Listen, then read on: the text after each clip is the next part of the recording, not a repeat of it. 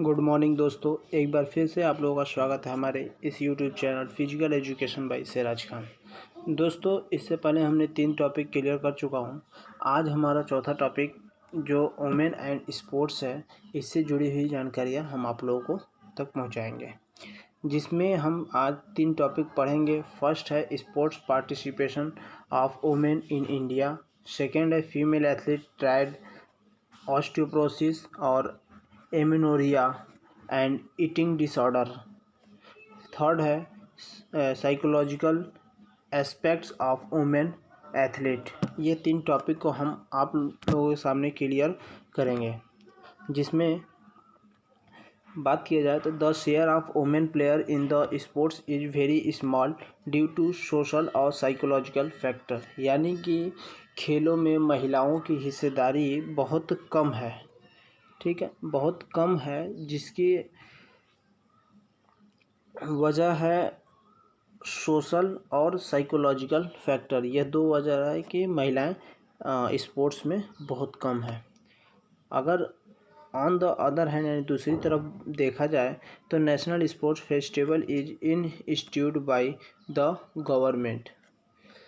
राष्ट्रीय खेल उत्सव को आयोजन यानी कि नेशनल स्पोर्ट्स का आयोजन जो है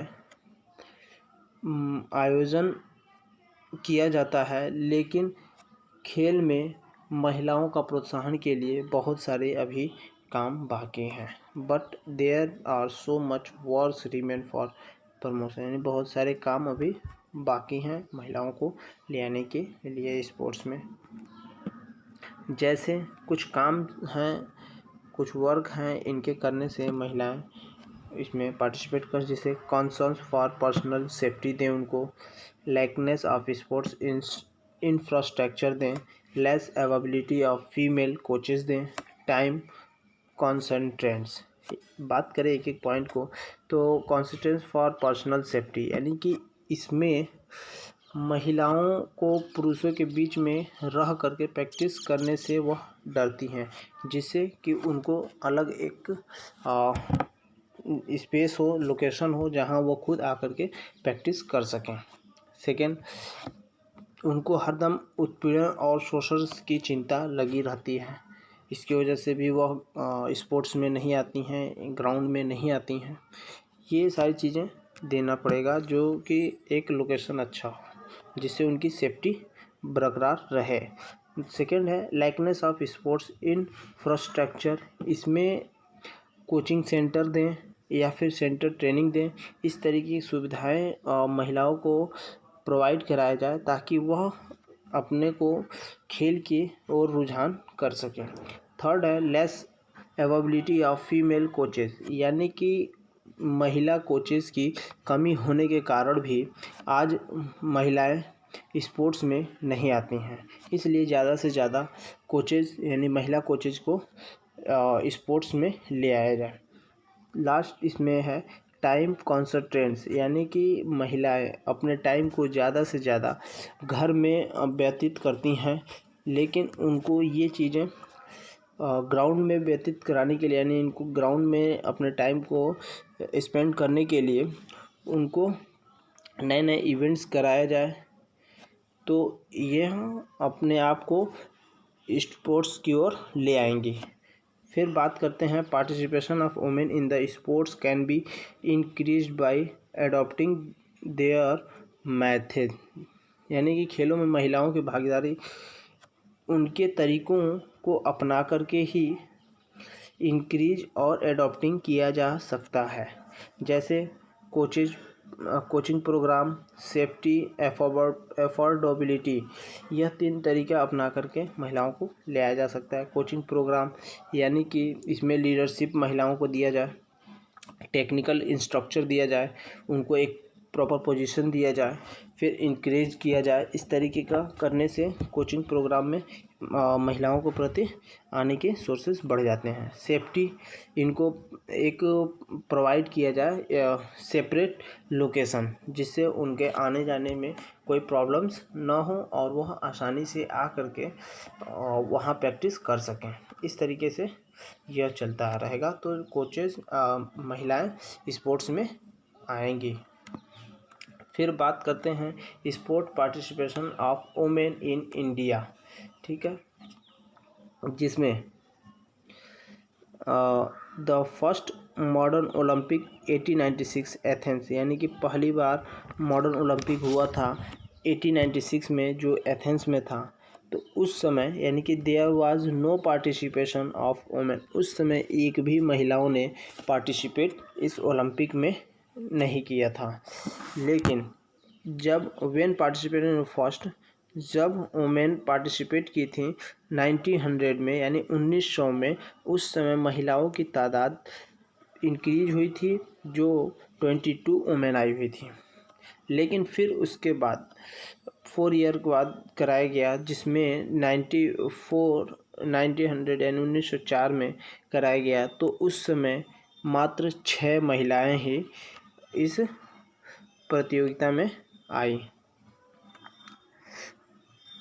फिर देखा जाए after 100 year in 2000 Sydney Olympic 4069 women had participate, यानी कि जब 100 साल बाद दोबारा हुआ इसमें, तो सिडनी में 2000 यानी सन 2000 में सिडनी ओलंपिक हुआ, जिसमें 4069 वुमेन्स पार्टिसिपेट की थी।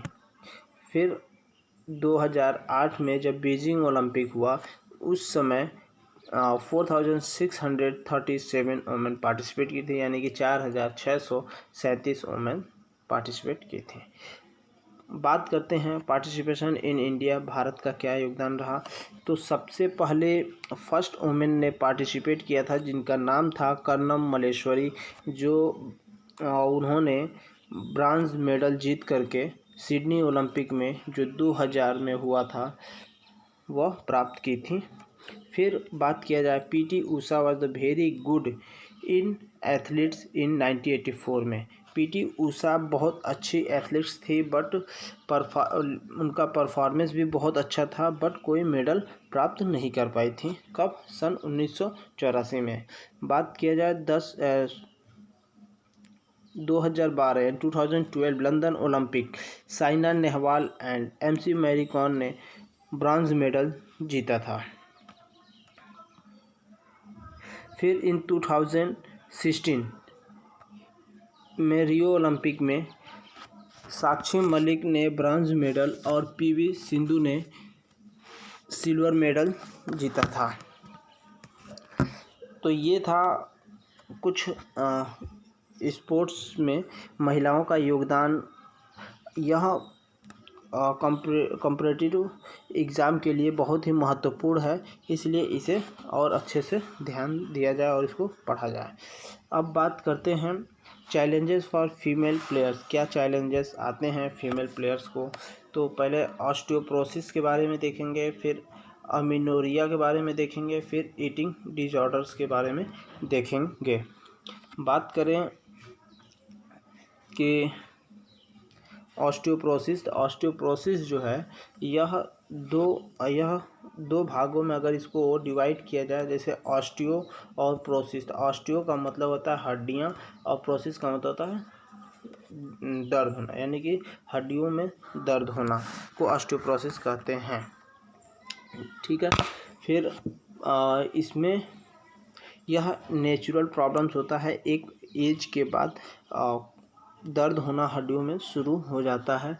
लेकिन इसको बचने के लिए हम लोग यूज कर सकते हैं, जैसे एक्सरसाइज कर सकते हैं, विटामिन डी का यूज कर सकते हैं, चीज़ यानी पनीर का, फिर कैल्शियम लेना चाहें, इस तरीके का यूज करके हम इस ऑस्टियोपोरोसिस से बच सकते हैं।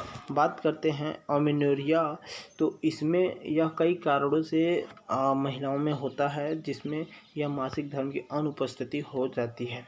जो मुख्य कारण है उनकी आनुवांशिक और असमानताएं, अत्यधिक व्यायाम यानी अत्यधिक एक्सरसाइज करने से होता है, और इनकी साइकोलॉजिकल स्ट्रेंथ की वजह से यह प्रॉब्लम्स क्रिएट हो जाती है। बात करते हैं ईटिंग डिसऑर्डर्स का, तो इसमें क्या होता है कि या तो अधिक मात्रा में खाने से, या तो बहुत कम खाने खाने की वजह से यह प्रॉब्लम होती है। यह एक मेंटली प्रॉब्लम्स मेंटली डिजॉर्डर्स होता है, जिसमें व्यक्ति की शरीर तो दिन पर दिन कम होती जाती है, लेकिन उसे यह अनुभव नहीं होता है और वह खुद को स्वस्थ समझ करके वो अपने कार्य को करता रहता है। लेकिन अगर यहीं देखा जाए एक नॉर्मल व्यक्ति को और इस डिसऑर्डर्स व्यक्ति के अगर तुलना किया जाए, कंपेयर किया जाए, तो दोनों में 15% की कमी आ जाती है इस डिसऑर्डर्स पर्सन्स को नॉर्मल व्यक्ति के की कंपेयर से। तो ये था आज का हमारा टॉपिक। आई होप आप लोगों को अच्छा लगा होगा और आप लोगों ने कुछ नई चीज़ें सीखी होंगी। फिर मिलते हैं नेक्स्ट वीडियो में नेक्स्ट टॉपिक के साथ। Thank you.